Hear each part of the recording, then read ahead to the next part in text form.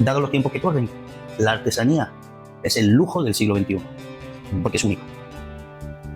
Único y irrepetible. Lo que salga de tus manos no lo va a hacer otra persona. Bienvenidos a todos los amantes de la artesanía. Esto es Arts and Works y hoy aprenderemos cómo se crea una guitarra desde el artesano y no desde la máquina. Para ello estará aquí con nosotros Alberto Martín, que nos enseñará cómo es su oficio, resolverá pequeñas dudas para principiantes y abrirá preguntas que nos hará cambiar nuestra mentalidad por completo. Bueno, Alberto, ¿qué tal? ¿Cómo estás? Muy bien, Álvaro. Muchas gracias por visitar mi taller. Gracias. Pues mira, si quieres empezamos. Pregunta principal. ¿Quién es Alberto Martín dentro y fuera del taller?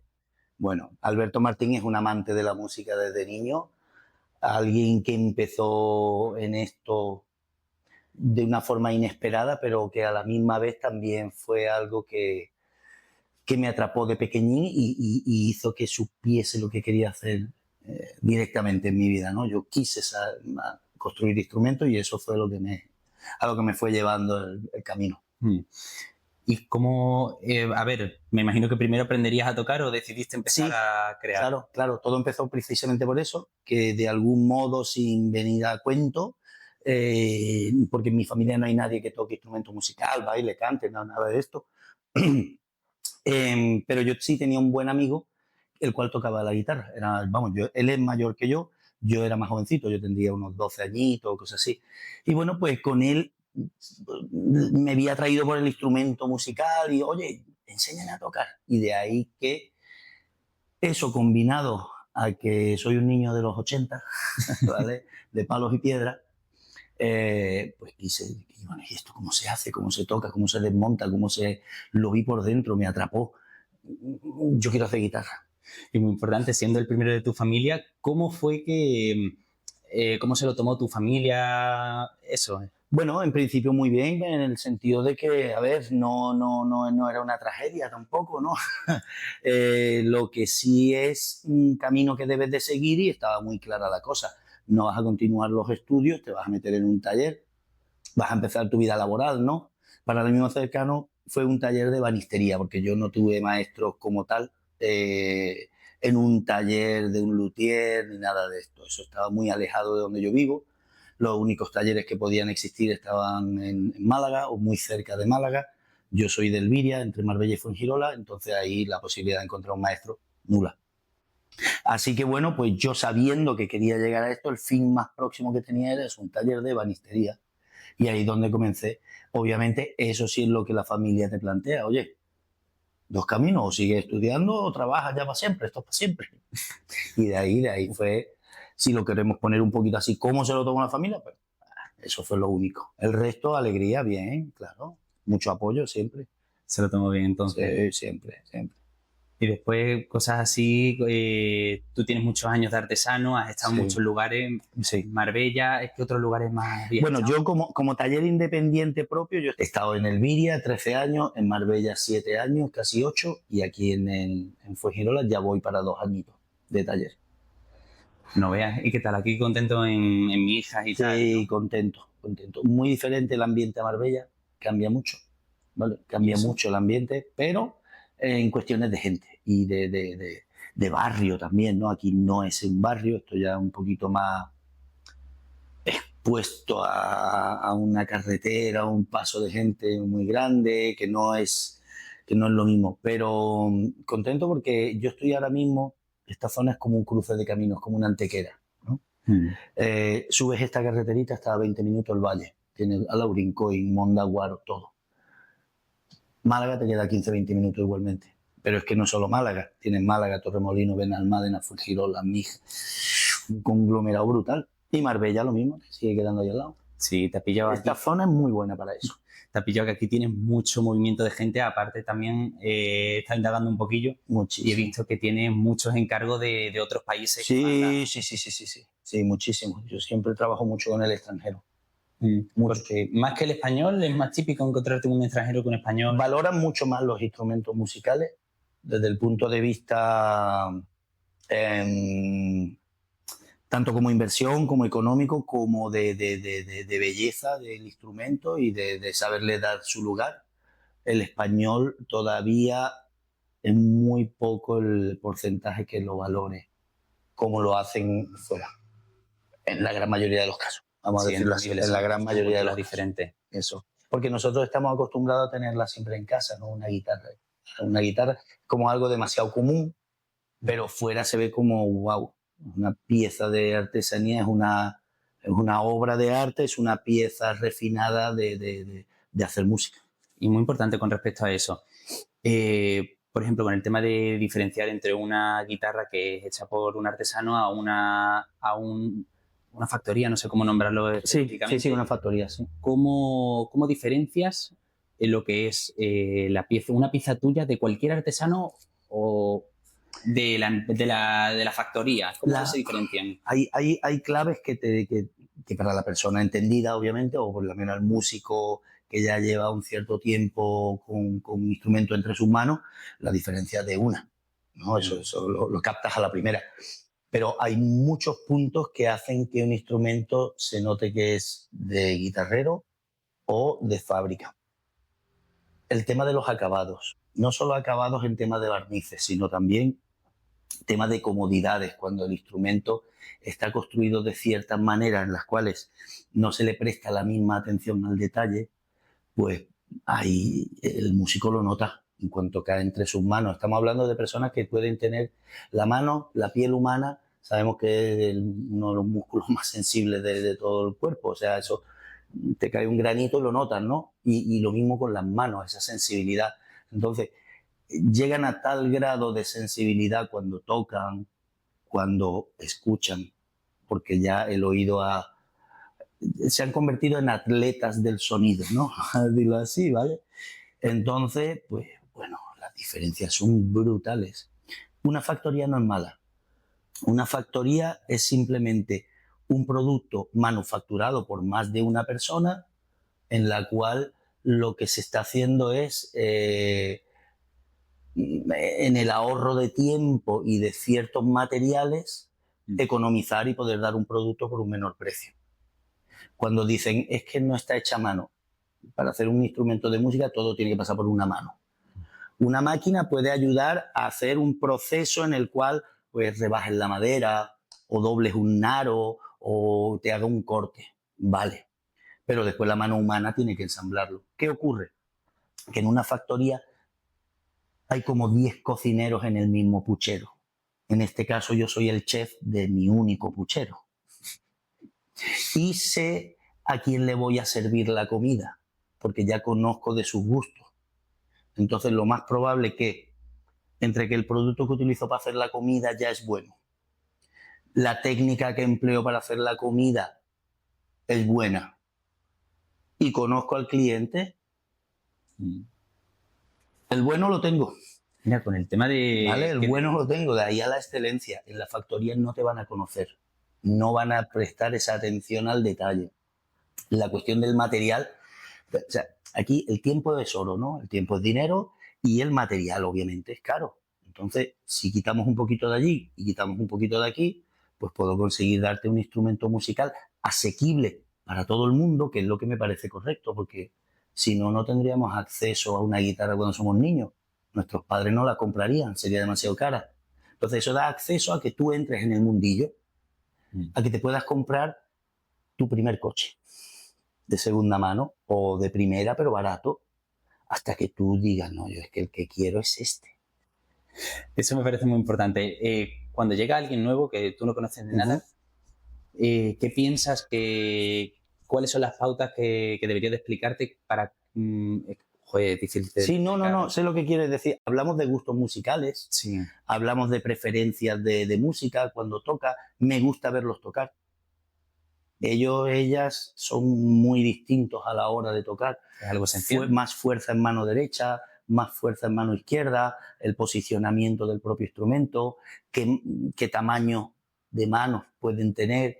Ahora hay muchísimas mujeres tocando y mujeres de muchísimo nivel musical, muchísimo nivel musical. La gran mayoría de las artistas hoy en día están por encima, o sea, porque hay mucha aplicación en esto. Y entonces, pues bueno, pues cuestiones fisiológicas, sus manitas a veces no son tan grandes como la de un tío de 1,80 m. Pues sí. Entonces, pues ya sabemos que hay tiros de cuerda que deben de ser menores. Tiro de cuerda es la distancia de la cuerda. Eso también se varía, puede ser un poquito más larga, un poquito más corta. ¿Por qué? Por el tema de los trastes, que son las ranuritas, ¿no? La mano puede llegar más lejos o más cerquita. Esos pequeños detallitos. ¿Qué tipo de maderas? Porque según el sonido que tú vas buscando, ahí vamos a ir trabajando también con las maderas que empleemos. No es lo mismo para una tapa el corazón de un instrumento que sea de un pino, que sea de un cedro, en instrumentos de cuerdas de acero que puede ser incluso caoba o arces. Entonces, vamos trabajando un poco todo sobre eso. Y a partir de ahí llegamos a esa fórmula, al perfume que tú quieres conseguir para echarte a diario. Yo te lo voy comparando un poco con todo para que captes la idea, pero al final todo es un todo, ¿no? Y no todo el mundo tiene la misma percepción olfativa para que le guste el mismo perfume, o no todos los perfumes le queda a todo el mundo igual de bien. Entonces tú eres el perfumista que tiene que dar la clave para que eso marche. E igual que el perfumista, yo lo traduzco en madera y en sonido para ello. Pero más que sonido, comodidad. Wow, una explicación es que es maravillosa. Gracias, pero no, es verdad. Una persona que puede ser preciosa, guapísima, increíble, maravillosa, abre la boca y dices tú, me voy. Y otra persona que quizás en los cánones de belleza no está en donde serían los tops, pero abre la boca y te enamora. Esto es lo mío. Entonces, tiene que haber una combinación de sentirte cómodo con esa persona y que cuando hable contigo te enamore. Entonces, yo estoy creando eso. ¿Vale? Intentando llegar a fabricarte ahí al clon y a la muñeca, el muñeco perfecto para ti. Claro, un poco así, ¿no? Porque al final es una relación entre músico e instrumento muy, muy, muy potente, muy fuerte. Esta gente tiene una sensibilidad muy alta. Y muy importante, ¿podrías explicar las etapas del proceso creando aquí una guitarra? Claro, yo empiezo primeramente la selección de la madera. La madera viene en bruto, viene ya obviamente de distribuidores que se dedican única y exclusivamente a maderas para instrumentos musicales. Como todo en esta vida, no todo vale para todo. O sea, la madera que emplearíamos para construir este banco de trabajo o esta silla no serviría para hacer una guitarra. O sea, quiero decir, todo en esta vida tiene un para qué, ¿no? Y es importante saberlo. Entonces empezamos con una selección de madera, dependiendo del gusto musical del cliente. Un tipo de modelo de instrumento. Si busca un instrumento moderno, si tiene tendencia más al instrumento antiguo. Después de ahí, a mí me dan mucha libertad a la hora de lo que va a ser varetaje interno, la búsqueda del sonido, porque al final es mi sonido también, ¿no? Entonces, ¿yo qué hago? Bueno, pues empiezo con estas piezas a hacer un proceso. Si tuviese las maderas cerca te lo mostraría. Otro día podemos hacer la entrevista de eso. Y bueno, pues vas creando la tapa. La tapa, ya te digo, es la parte visible frontal. Esto es el corazón del instrumento. Entonces yo empiezo, pues poquito a poco, a hacer la tapa, que hay que darle su espesor, los aros, empezar a doblar aros, empezar a hacer la parte del fondo. El fondo es la parte trasera que no vemos ahora mismo, puente, mástil, todo eso no viene hecho. Sí. Hay que hacerlo, ¿no? Bueno, aquí podemos ver, aquí hay maderas por todas partes. Y de aquí pues vas sacando cosas, ¿no? Siempre vas a ver. Todo esto ha sido de la hermanita de esta, está dentro de una guitarra, seguro. Siempre puedes aprovechar cada cachito para algo, ¿no? Yo procuro, bueno, como puedes ver, aquí no se tira prácticamente nada. Hay un montón de cositas porque hay que tener también mucho respeto a un material que estuvo vivo en su momento, que es único e irrepetible. Igual que tú vas a ser único e irrepetible, igual que yo, igual que cualquier otra persona. Un árbol también lo fue. Y tirar por tirar no me parece correcto. Entonces, para algo guardar. Después, a ver, también muy importante, estamos aquí hablando y todo, pero sí. Algo esencial con tus palabras, para ti, ¿qué es un luthier? ¿Qué es ser luthier? ¡Wow! Es un artista, es un ingeniero, es un matemático, es un loco. Es un psicólogo, es un consejero matrimonial, es fontanero. Y encima, bueno, tienes que ser vendedor Y, ¿qué más?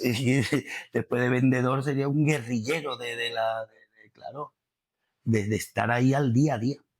Al día a día en un oficio que se desconoce muchísimo, que hay gente que se trata de aprovechar de esto mucho, y es en el sentido de que juegan con la fantasía, cosas que son mentiras, cosas que tratan de, porque son mercaderes, ¿no? Los que hacen esto, los que no se dedican realmente a este oficio, pero se dedican a tratar de vender el producto o de hacerles creer a las personas que eso es una guitarra o que así deben de ser las cosas, cuando no tienen ni idea de lo que están hablando. Hay mucho intrusismo aquí. Mucho vende humo. Mucho vende humo. Porque precisamente nos nutrimos de que esto es un sueño. Al fin y al cabo es un sueño. La persecución, cuanto más alto es el nivel del músico, la persecución del sueño, de su sonido, ¿no? Eso es hasta su muerte. Siempre está en esa búsqueda. Es una búsqueda tanto del músico como la mía, así. Fuerte, muy fuerte. Y hay gente que se trata de aprovechar. Entonces ese intrusismo es muy duro y eso me molesta muchísimo.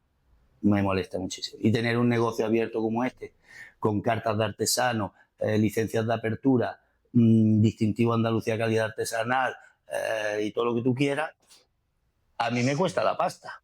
Y hay gente que se mete sin escrúpulos en ello. Entendible, porque es que hay gente que tiene una falta de valor, una carencia de ética brutal. Así no levantamos el país. Así no levantamos.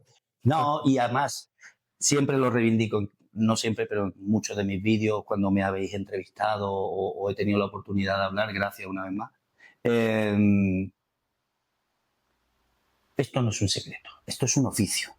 Y un oficio que encima cuenta con la característica de construir un producto que fue desarrollado y perfeccionado en la península ibérica. Porque cuando entró con el mundo árabe era un ud, forma de pera. La forma de 8 que conocemos actualmente es nuestro. No hay ningún lugar del planeta, hasta hoy conocido por mí, que a una guitarra española no se le llame guitarra española. ¿Vale? Y ciertas piezas interiores, como el pie español, no tienen otro nombre, ni otra traducción. Ya lo puedes buscar en el idioma que quieras. Pie español, ¿por qué? Porque es ibérico, si nos queremos poner así, ¿vale? Sí. Vamos a defenderlo. Vamos a hacer un museo que todavía no se ha hecho en España de la guitarra española. Que esos mercaderes no vendan nuestro patrimonio al extranjero por dinero. Que las mejores colecciones de guitarras españolas antiguas están en Japón, Alemania, Estados Unidos y por ahí escondida, pudriéndose en cualquier lado. Es triste que se defiende más. Por eso te digo también que lo valoran mucho más. Y oye, sí, chapó por ellos, porque ese japonés que monta ese museo pone de su bolsillo la pasta y monta una cosa que aquí es que ni soñaríamos con montar. O sea, encima, ¿quién se le ocurre? Gloria bendita por ellos que nos lo están manteniendo. Pero no somos capaces nosotros de hacerlo. Ya. Ni de muchas cosas. Yo estoy también, cuando cambié a mi hija, porque el taller iba a ser un poquito más grande, de la idea de la escuela. Una de mis ideas siempre ha sido la formación. A mí me ha costado mucho trabajo llegar donde estoy, pero no me importa compartir mi trabajo con la enseñanza. Hoy en día lo hago de forma privada, porque si no me ayudan, yo tendré que seguir comiendo. Sí. Pero yo defiendo que esto se enseñe, y se enseñe cada vez más, y que gracias a ciertas cosas podemos hacer. Muy importante explicar cómo se pueden contactar contigo y para poder apuntarse para recibir clases. Claro. Bueno, a mí me pueden encontrar en Instagram, Google Maps, siempre escribiendo Guitarrería Alberto Martín, ¿vale? Ahí van a aparecer todos los datos. En internet, Alberto Martín, luthier, Guitarrería Alberto Martín, ¿vale? Físicamente estoy en el Camino Viejo de Coín, a pocos metros del parque acuático de aquí de Mijas. Número de teléfono, si quieres te lo doy también, pero vamos, lo podéis encontrar todos ahí. Tanto Google Maps, que es lo que yo más recomiendo, porque es directo, te trae a la puerta, Guitarrería Alberto Martín. Después, lo del tema de las clases, ¿tú das como masterclass separadas o es un curso completo desde cero a 100? Exactamente, un curso completo en el que mi intención es que tú cuando te vayas puedas seguir construyendo guitarras. y lo hagas en tu casa. Y no te voy a enseñar a construir una guitarra y ya está, no. ¿Por qué? ¿Por qué suena? ¿Por qué se hace esto? O sea, que yo te ponga a hacer una guitarra y la ensambles, es facilísimo. Pero, ¿por qué? Una clase de física, matemática, música, un conjunto De entero. música poquito, porque tocar toco... Uy, yo me imagino Fatal. que ibas a ser el guitarrista Fatal, del año. que va. Esa frase la escuché hace mucho tiempo y es cierta, que dice que, bueno, si no es imposible, es muy difícil llevar 2 caballos a la misma vez. Sí. Y este instrumento en particular, como te vuelvo a decir, no lo hemos valorado quizás lo suficiente en el país al que pertenece, es un instrumento muy exigente. Yo quisiera pensar que casi la gente valora el violín, ¿no? El instrumento de arco, el piano. El piano tocas teclas y funciona. ¿Vale? El violín tiene una técnica dura, pero la guitarra, cuidado. Eso es echarle de comer aparte, eso es muy complejo. Tocar bien. Sí, sí, porque Cuando yo tocar es digo, fácil. claro, y es lo bonito, que también puedes llegar a tocar, ¿no? Pero cuando tú dices, tocar bien la guitarra, un guitarrista, eso es, por eso en el mundo entero. Un guitarrista está muy bien valorado. ¿Qué niño del siglo XX, del siglo XXI, bueno, quizá un poquitín menos, pero vamos a decir del siglo XX, no ha querido tener una guitarra? Desde Elvis Presley. Ahora, a mí me has pillado un novato. Yo soy del siglo XXI, entonces a mí me pilla de novato. Claro, pero sí fue eso, ¿no? Sí fue. Y con respecto a la artesanía, porque tú también eres artesano, tengamos siempre en cuenta una cosa en valor, ¿vale? Dados los tiempos que corren, la artesanía es el lujo del siglo XXI, porque es único. Único y irrepetible. Lo que salga de tus manos no lo hace otra persona. Cada uno tiene su estilo.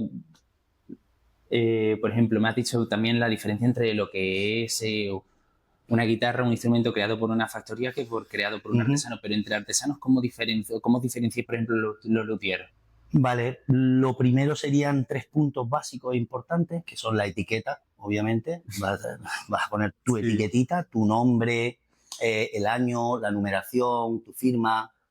Vale, eso es importante. O sea, digamos que sería de forma tradicional, ¿vale? Para que lo entendamos, esto nos ha perseguido siempre. Y entiéndeme bien. Tú la etiqueta la vas a poder ver cuando tú y yo somos amigos y después del concierto yo te presto mi guitarra en mano. ¡Wow! Ah, mira, la construyó tal, qué bonita. Cuando tú no eres mi amigo y eres un espectador, si te sientas cerquita mía, podrás ver la roseta del instrumento. La etiqueta quizás no, porque el alcance de la vista ya... Pero la roseta sí dirá, esa es la roseta de no sé quién. Esa es la segunda firma. Y la tercera firma tradicional, esta es una guitarra americana, no lo va a tener, pero en las españolas, todas, la cabeza del instrumento, el dibujito de la cabeza es distinto.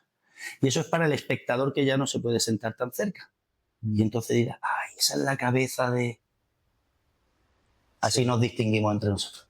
Vale, yo es que yo no tengo mucha idea de esto. Es eso. Y eso es tradicional de toda la vida. Es distintivo. Porque en el tema de la guitarra, ¿piensas que es más importante defender lo tradicional o avanzar un poco más a la innovación? Que todo avance, por supuesto, que todo avance, pero con un poquito de cabeza. Nada de volvernos locos.